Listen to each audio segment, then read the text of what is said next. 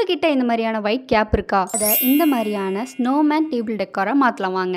அதுக்கு தேவையான பொருட்கள் கொஞ்சம் bottle caps, paint or sketch, blue colour clay, fine tipped brush, gum, அப்புறம் ப்ளூ பேப்பர். ஃபஸ்ட்டு நம்ம என்ன பண்ண போகிறோம் அப்படின்னா இந்த 2 பாட்டில் கேப்பையுமே கம் வச்சு ஒட்டிடணும். அதுக்கப்புறமா A4 பேப்பர் எடுத்து அந்த பாட்டில் கேப் சைஸ்க்கு ஏற்ற மாதிரி 2 சர்க்கிள் வரைஞ்சி கட் பண்ணி எடுத்துக்கோங்க. தேர்ட் ஸ்டெப் என்ன அப்படின்னா பிளாக் பெயிண்ட் எடுத்து அந்த பேப்பரில் 3 டாட் வெர்டிக்கலாக போடுங்க. ஃபோர்த் ஸ்டெப் என்ன அப்படின்னா இந்த 3 டாட் இருக்கிற பேப்பரை அந்த பாட்டில் கேப்பில் ஒட்டிக்கோங்க.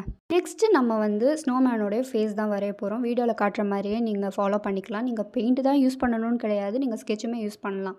ஸ்னோமேனோடைய ஃபேஸ் வரைஞ்சதுக்கப்புறம் அதையும் பாட்டில் கேப்பில் ஒட்டிக்கோங்க. லாஸ்ட்டாக இந்த ஸ்னோமேனை கம்ப்ளீட் பண்ணுறதுக்கு நம்ம இயர்மஃப்ஸ் தான் பண்ண போகிறோம். அதுக்காக ஒரு ப்ளூ பேப்பரை எடுத்து சின்ன ஸ்ட்ரிப் கட் பண்ணிக்கோங்க.